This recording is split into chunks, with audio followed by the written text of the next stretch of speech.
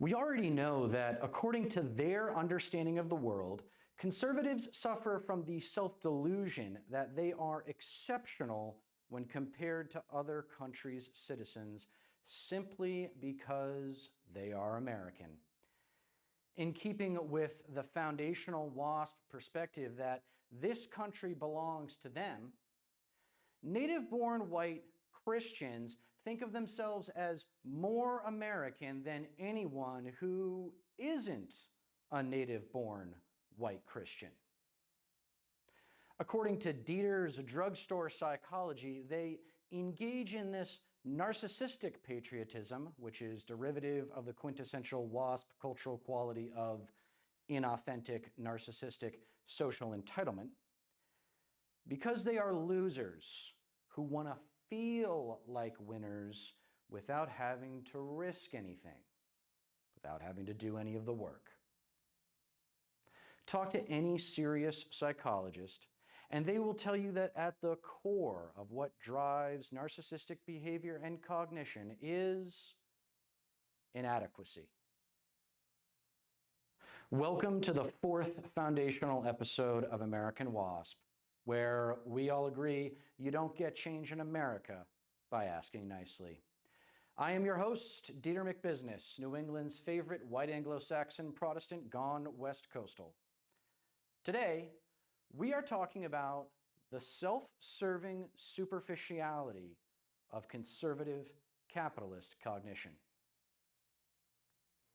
The obvious stereotype of MAGA Americans is that they are just stupid and or ignorant rednecks, right? Well, since their ignorance has and will implicitly speak for itself over the course of this delineation, let's focus on whether or not Trump conservatives are indeed stupid based on what we can decipher about how they formulate their most popular arguments. What is stupidity, though? Stupidity is not just an innate intellectual talent deficiency. Sometimes that's certainly the case. The synapses in someone's brain simply don't fire as quickly as they do for others. Stupidity is definitely a lot about natural intellectual talent, but I would argue more often than not, someone is thought of as stupid either because that person has not been conditioned to think enough, or also because of lack of conditioning, does not know how to think. Stupid citizens simply do not engage in the quantity of thought, nor the quality of thought necessary to understand society in any kind of sophisticated way. Quantity and quality of thought might come naturally for some, but for most, they derive from education, life experience, and an otherwise nurtured sense of curiosity. Regardless of how I define stupidity, the question, what is stupidity, begs the question, what is intelligence? The most sophisticated understanding of human intelligence is renowned psychologist Howard Gardner's theory of multiple intelligences, which includes 9 different elements of the human intellect. Now, many of you might be raising your hand eagerly like you did in class so you can show everyone how smart you are by exclaiming, ooh, ooh, ooh, is EQ one of them? Let's deal with this really quickly. EQ is a misnomer in a couple of ways, but the one that matters most, as you'll soon learn, is that there are multiple forms of emotional intelligence. Secondly, if EQ were a specific source of psychological study, the acronym would be EIQ for Emotional Intelligence Quotient, or SIQ for Social Intelligence Quotient. I could be wrong, but I'm pretty sure EQ has become nothing more than a corporate recruiting buzzword that means this applicant might not suck. Gardner's 9 include both expected and unexpected forms of intelligence. Interpersonal intelligence is how well we relate to others. Intrapersonal intelligence is how well we relate to ourselves, self-concept, self-awareness. Logic and math constitute the same intelligence, and perhaps the easiest intelligence to evaluate. Verbal intelligence is how articulate someone is, as well as their ability to learn other languages. For the most part, MAGA conservatives, who aren't heartless one percenters, suck at all four of those. Then there are what I like to call the dancers trio, because they indicate that dancers might be the most underappreciated intellectual talents in our society. In order to be exceptional at dancing, one must have high IQs in all three of these intelligences. Kinesthetic intelligence is athletic talent, which is eye-hand and eye-foot coordination. Spatial intelligence is somewhat related to kinesthetic because athletes' vision of the field or court is incredibly important, but it's easier to see in someone when you see them play a spatially based game like checkers, chess, or backgammon, or even little things like putting groceries away or packing a bag. And then there's the best spatial intelligence test, of course, Tetris. Another intelligence related to our physical existence is musical intelligence, which appears in people's natural sense of rhythm. Dancers use their natural athletic talent to interact with space in a very specific way while maintaining perfect rhythm. Kinesthetic, spatial, musical, the dancers trio. How's that for a retention device? Second to last might be the most unexpected form of intelligence, natural intelligence, which is revealed when someone interacts with a dog, cat, or any other living thing in nature. Not everyone can play with a dog or be patient with earning a cat's trust. I know it's hard to believe, but it's true. Finally, the most important intelligence relevant to understanding the conservative cognition of MAGA Americans is existential intelligence. Some Americans, many Americans, definitely most conservative Americans, would rather have someone higher up in our society's social hierarchy tell them what to think when it comes to big questions such as, why are we here? What should I do with my life? And perhaps the biggest driving force in all of organized religion, what happens to us when we die? Pondering such questions produces what I would call spiritual stress. And if you're neither spiritual nor thoughtful, that kind of stress feels very scary. Now you might be thinking, well, don't these people realize that there is an option of simply accepting that some, if not all of these questions are impossible to answer with any degree of certainty? MAGA Americans, really any kind of conservative, don't do well with uncertainty. Since they are preoccupied with surviving the world as opposed to exploring the world, they want to be certain that what they are doing with their lives feels right. And having their preacher give them certainty that they're actually going to get what they want in the next life by doing what God tells them to do in this life helps them cope tremendously with the implicit message of the American conservative gospel, which is that real American Christians damn sure don't get what they want in this life. They get what God wants to give them, His plan for you, His expectations of you. Pray for what you want, but be grateful for what you get. Don't question God's will, just accept it. Ironic, isn't it, that white Christian conservatives have faith in God's existence, plan, and sense of fairness because they have no faith in their own individual ability to discover life's purpose on their own. According to the gospel as I understand it, God gave humanity free will to explore life's purpose, albeit spiritually holding the hand of Christ, but exploration nonetheless. If you want to be perfect, go. Sell your possessions and give to the poor, and you will have treasure in heaven. Then come, follow me. Matthew 19:21.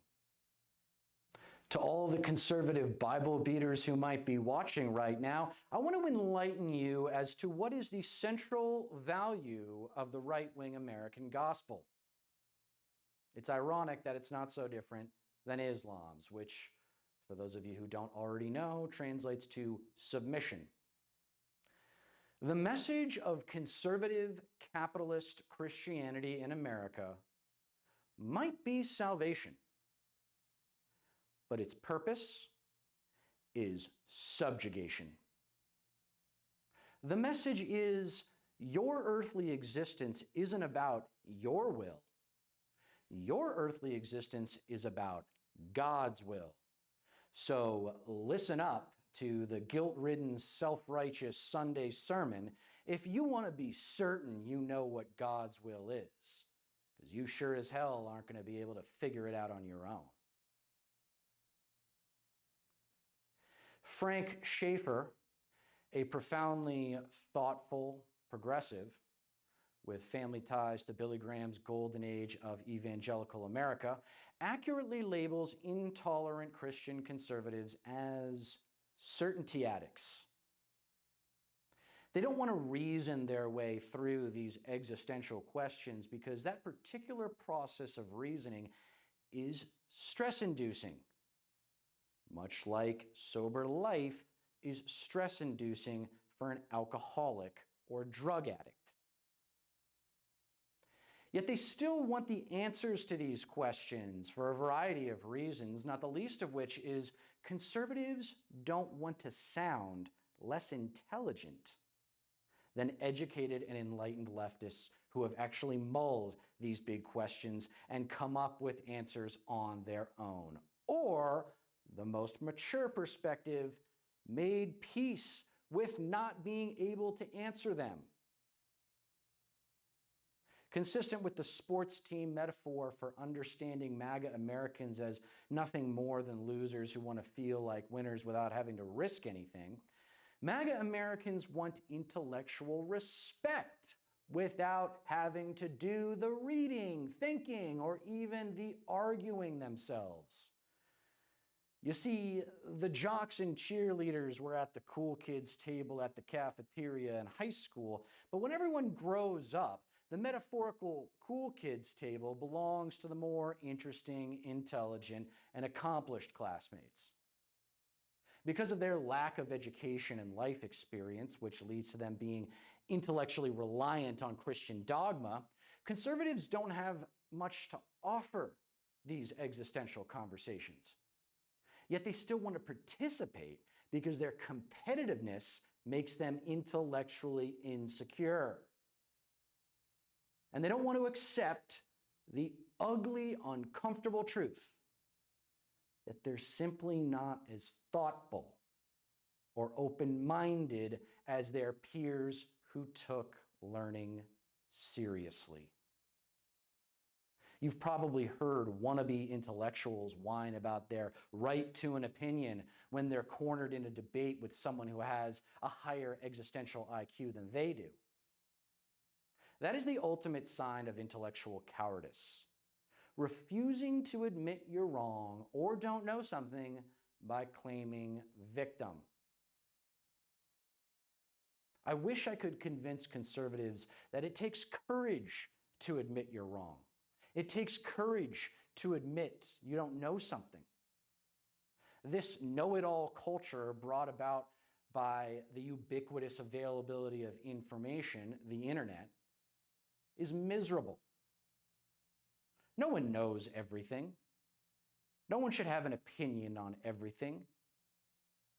That's why we have experts.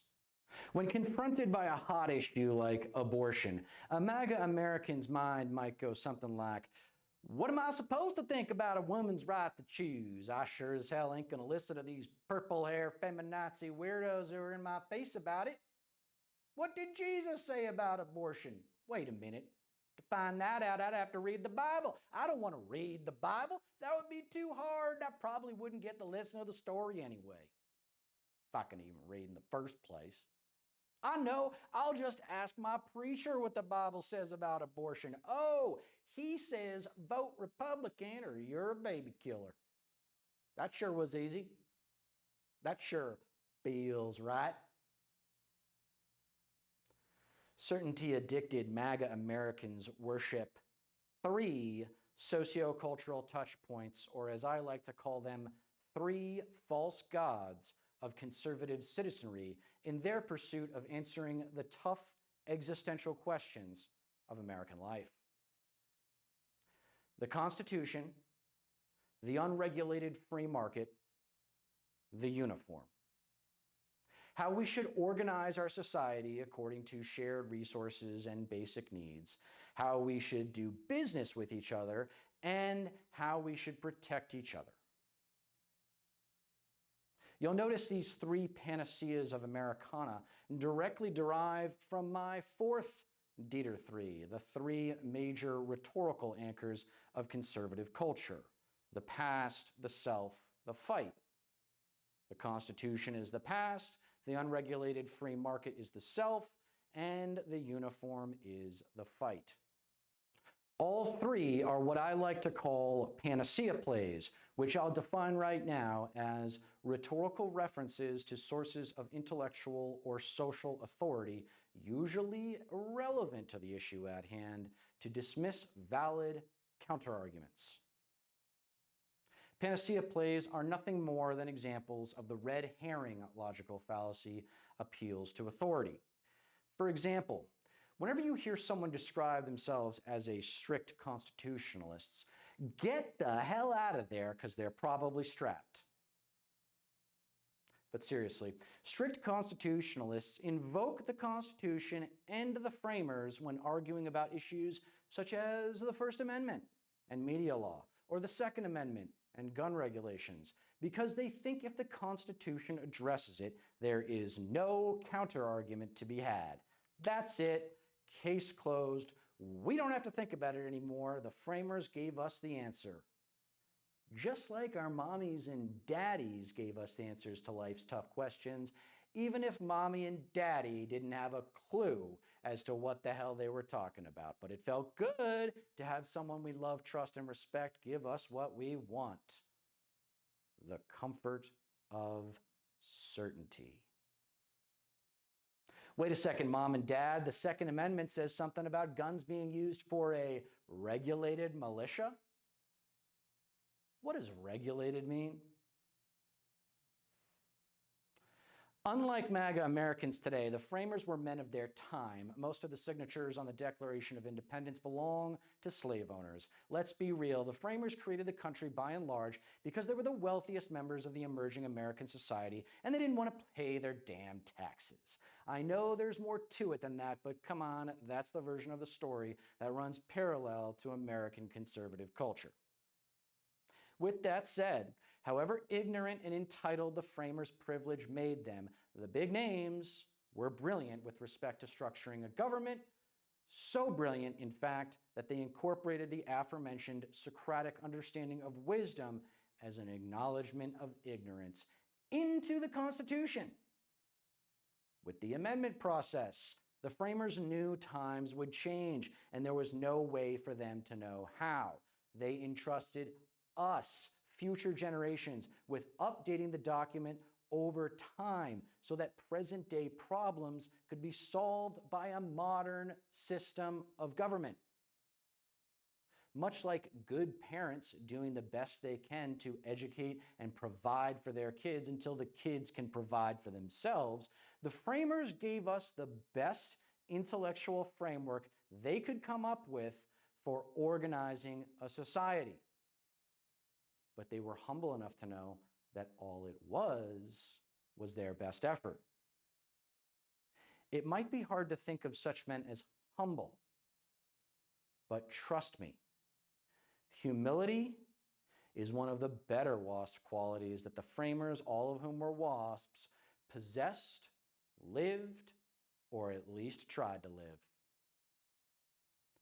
They didn't want us to worship them as demigods of democracy. They didn't want us to consider the Constitution the end-all and be-all document that defines American democracy in such concrete terms that no generation should ever challenge its conservative interpretations.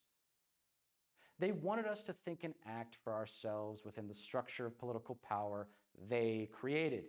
And even if I'm wrong, even if they did think of themselves as godlike, to hell with how these ancient, rich white men may or may not have applied the values of the Constitution onto present-day problems such as gun control.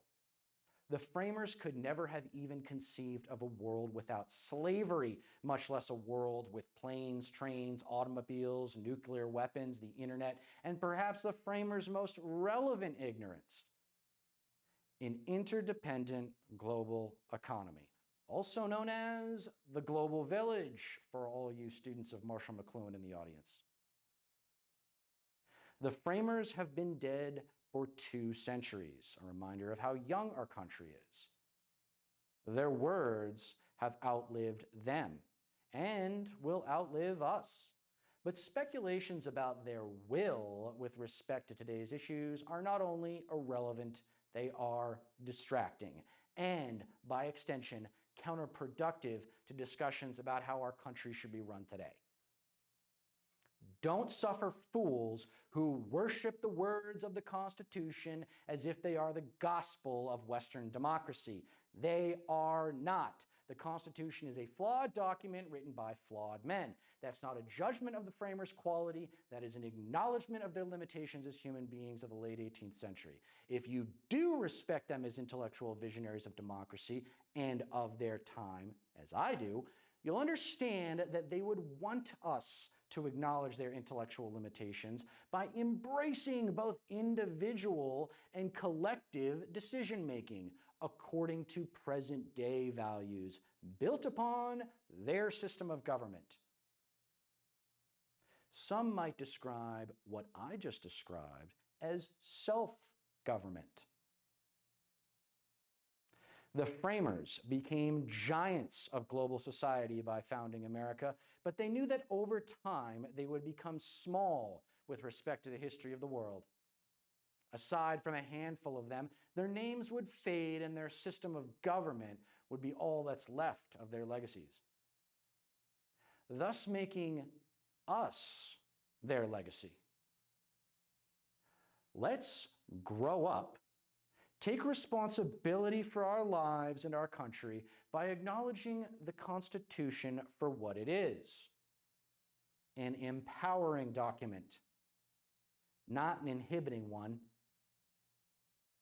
This example of strict constitutionalism is an example of another left versus right Deter dichotomy: collaboration versus competition. Open-minded lefties see the system of democracy the framers created as one that provides opportunities for collaboration by public servants of various political persuasions to solve the problems of the public. MAGA Americans don't even see the system of government because they can't see past perhaps the most effective element of the right-wing media's magic trick: cultural symbols of authority anti-intellectual conservatives can use to own the libs. All comes down to competition, don't forget. Conservative media spoon feeds MAGA buzzwords, sensational anecdotes, and misinformation of all kinds to convince them that they have nothing to learn from anyone that's not telling them exactly what they want to hear. Within the context of America's conservative media outlets and personalities, the culture war drives the American public toward tribalism by encouraging competition between subcultures as opposed to communal collaboration, where citizens work together for the collective good. Obama articulated this cultural disparity well when he said, to conservatives, you're on your own. To us, we're in this together. Collaboration stands no chance of efficacy if competition is introduced to the communication surrounding how to serve the country's citizens. This is another specific explanation for why conservatives suck at creativity. They're so concerned with winning that discussions can't help but become arguments. It's a contest between sand and water, where sand is collaborative creativity and water is individual competition. Build a sandcastle, then throw a cup of water onto it. Within the context of public service, that kind of intellectual destruction is not a form of creation, it's intellectual abortion. And social progress is the zygote. Derivative of the self-rhetorical anchor of conservative culture, the unregulated free market is our second false god of conservative citizenry. MAGA Americans worship the ghosts of the framers at the altar of the unregulated free market. Not just any market, an unregulated free market, essentially laissez-faire economics. Unless, of course, an industry giant is going to go bankrupt or a plethora of powerful clients will lose their money if a banking institution is allowed to fail. In those cases, the government will step in and socialize losses with yet another corporate bailout. To be fair, both Republicans and Democrats are guilty of those mistakes. Crisis scenarios aside, MAGA's unregulated free market false god is defined by the following tenets of absolutism. All deregulation is good deregulation, tax cuts are always good, and priority should be given to one percenters and corporations. Labor should not be allowed to organize because that would impede the efficiency of the market. The natural environment is just another cost of doing business in a 21st century capitalist economy. Foreign interventionism to benefit American corporate interests abroad is not only acceptable, it should be encouraged. The list goes on, but those are the big ones. The mammons of this false god, this tempting rhetorical panacea play, are unsurprisingly billionaires, particularly tech entrepreneurs and Fortune 500 CEOs.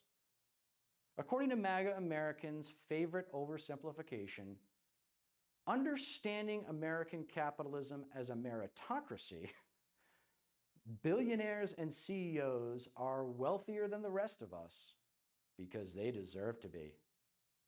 They simply worked harder and/or are smarter than the rest of us.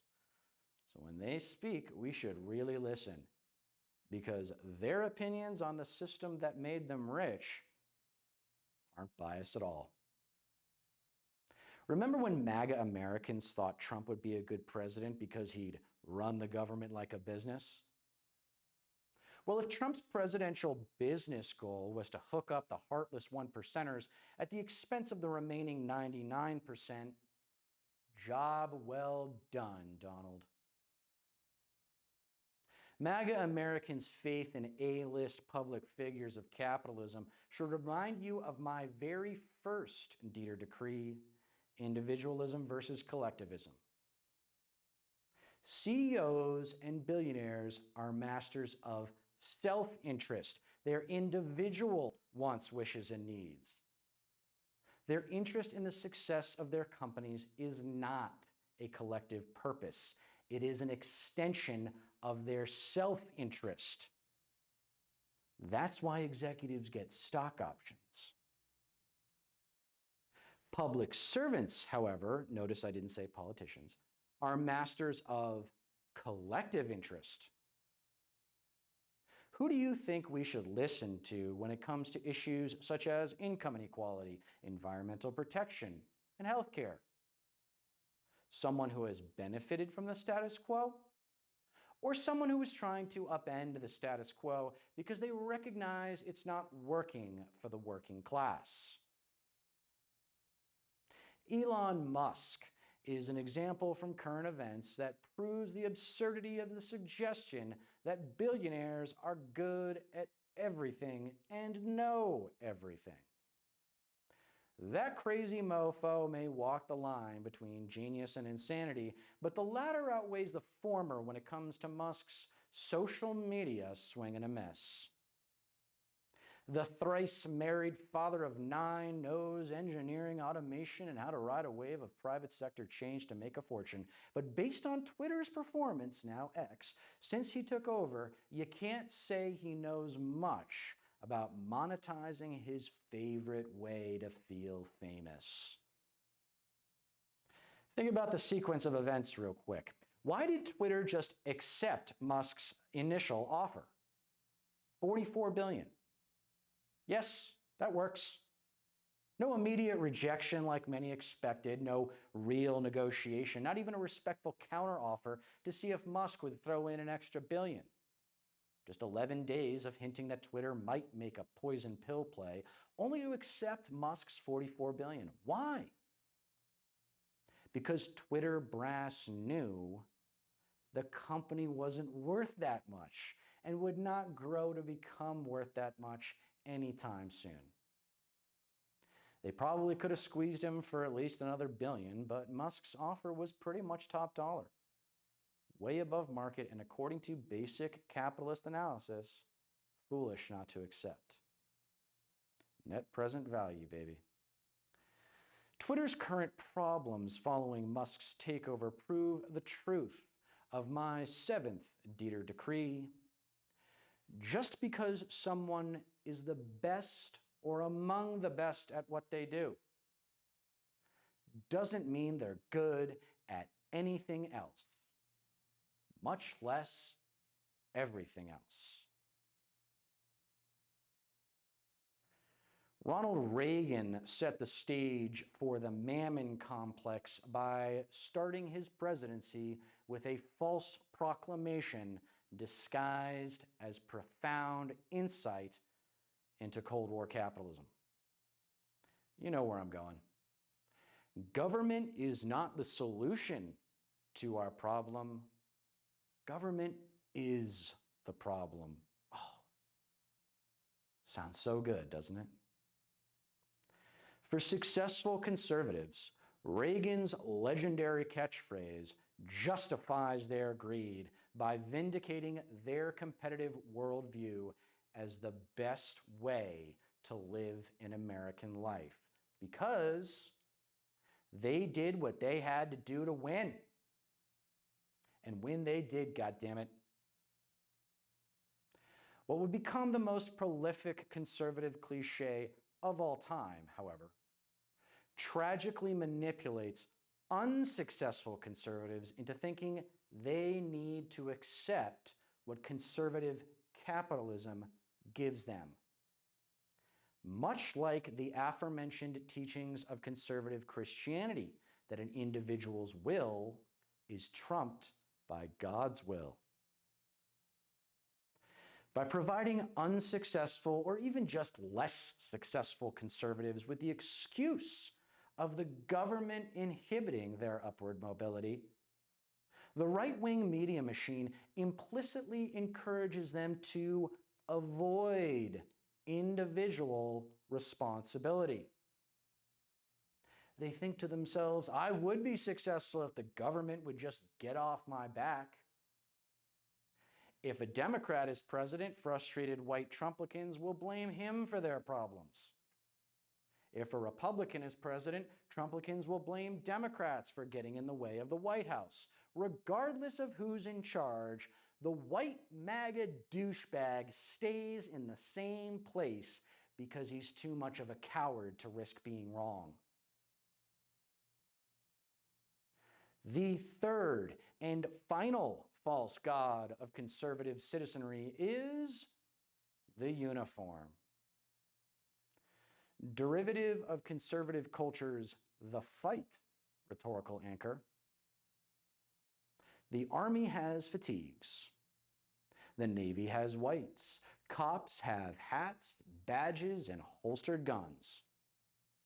The purported purpose of these and other uniformed public servants, such as immigration officers, is protection. We are told that our society would neither exist nor function without them.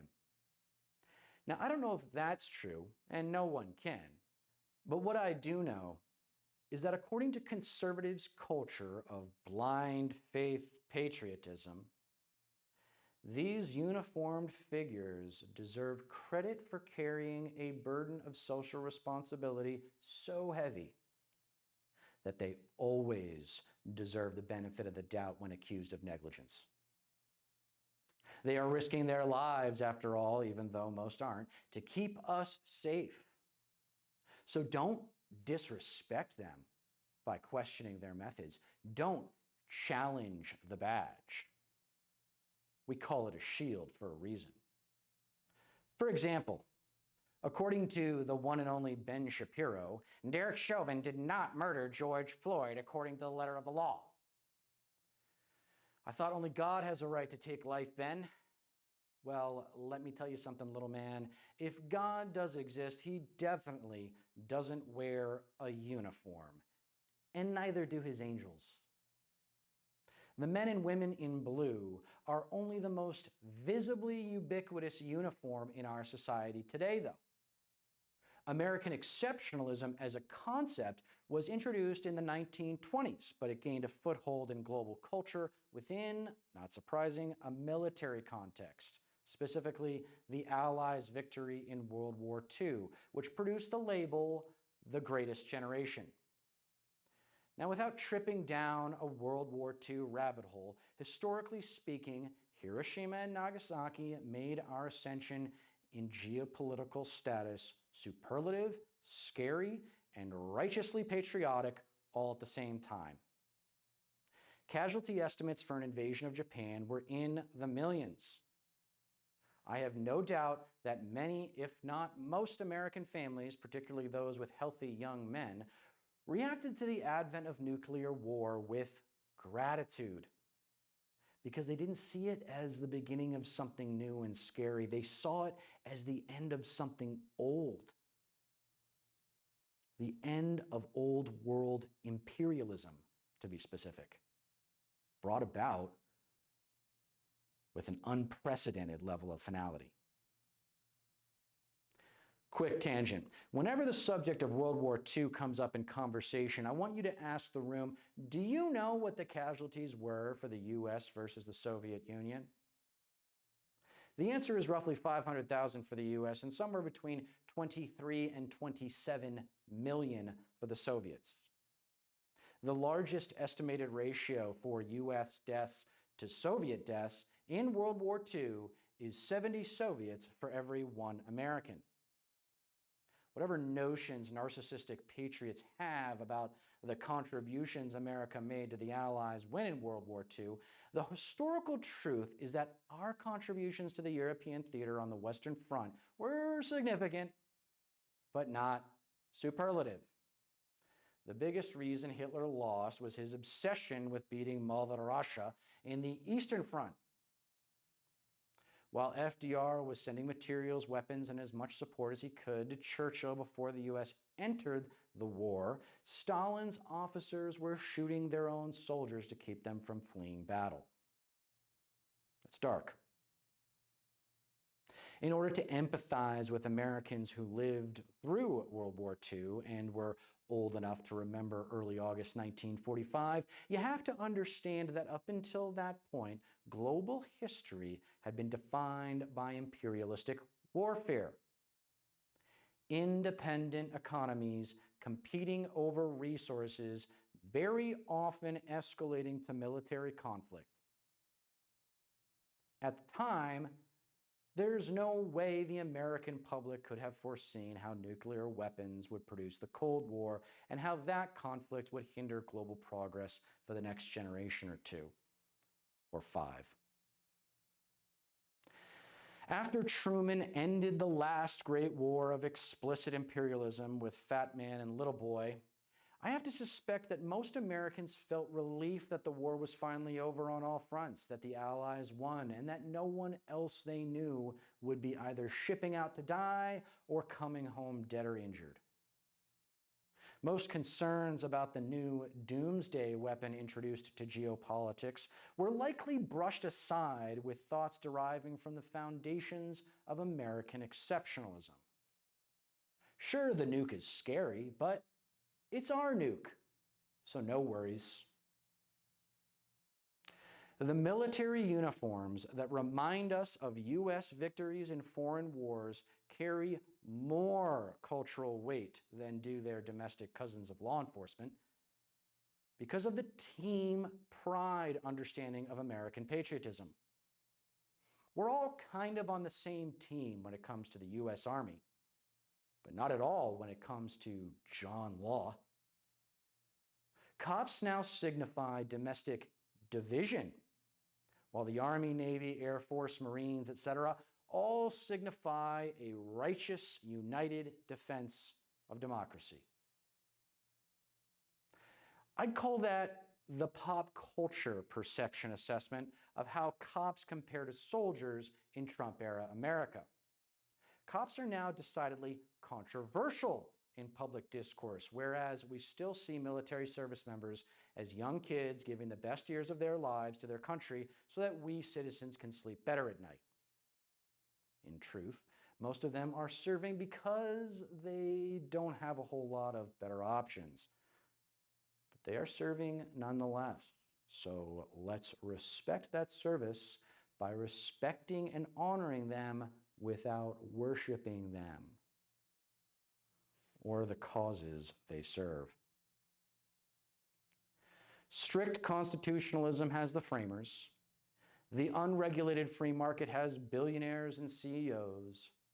The uniform has cops and soldiers, but it also has judges and preachers, because the robes they wear are most certainly uniforms representing teams.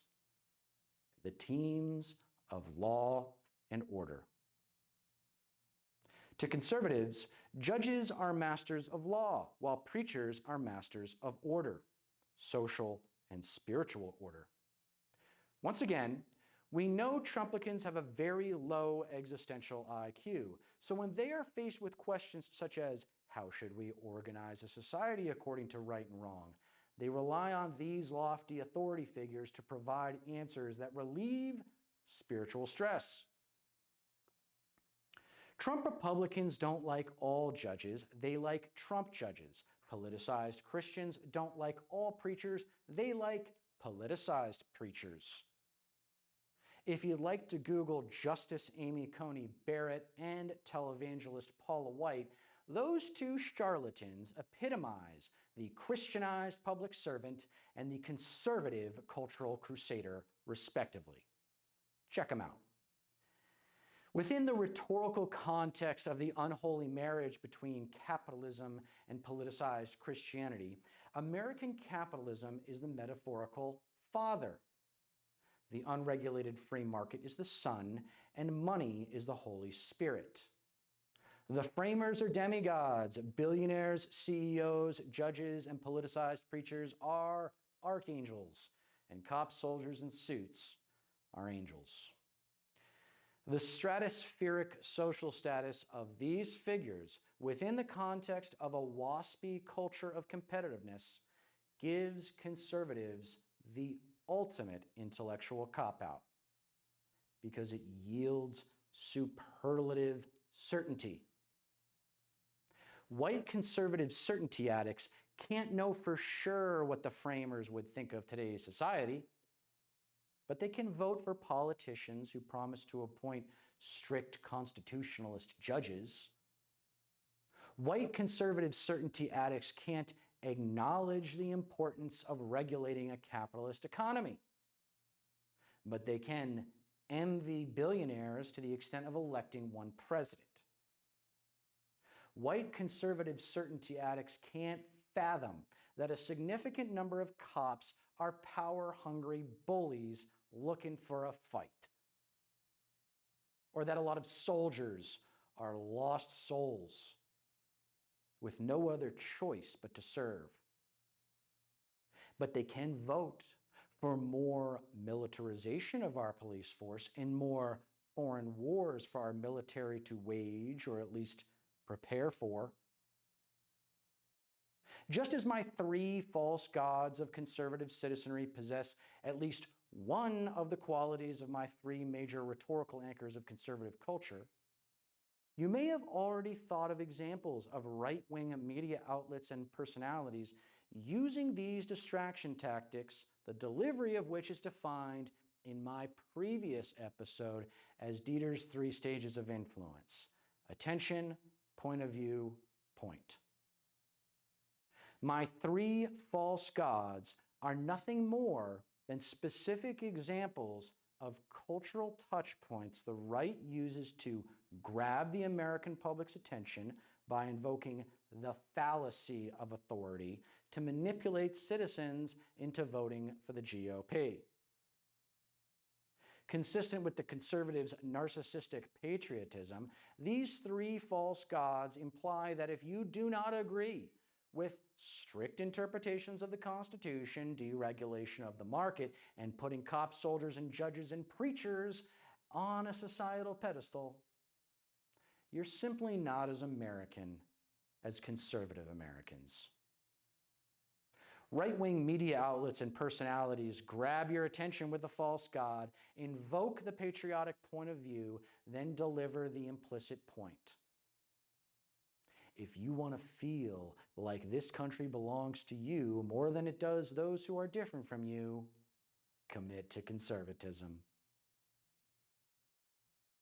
In terms of evaluating their cognition in a useful way, the specific criticism that explains the intellectual weakness of conservatism is that conservative cognition doesn't take what I'll simply call the second step of analytical thinking, also known as critical thinking. Take crime as an easy example. The Trumplican thinks criminals break the law, ergo they are bad people and should be removed from society until they are no longer a danger to others. Rather than the thoughtful lefty who deduces criminals are desperate people trying to survive in a brutally unfair competitive socioeconomic system, ergo we, as fellow citizens, have an obligation to provide a social safety net because their desperation derives from a system over which we preside. This is the difference between right-wing, self-serving, superficial reasoning and left-wing, intellectually responsible reasoning. Trump has said it himself. He has an initial instinctual reaction to scenarios, then follows that, like every time. Why do you think his entire brand is shameless and relentless self-promotion? Because everyone's first instinct is to take care of themselves, and neither he nor his followers ever transcend that selfish individualism.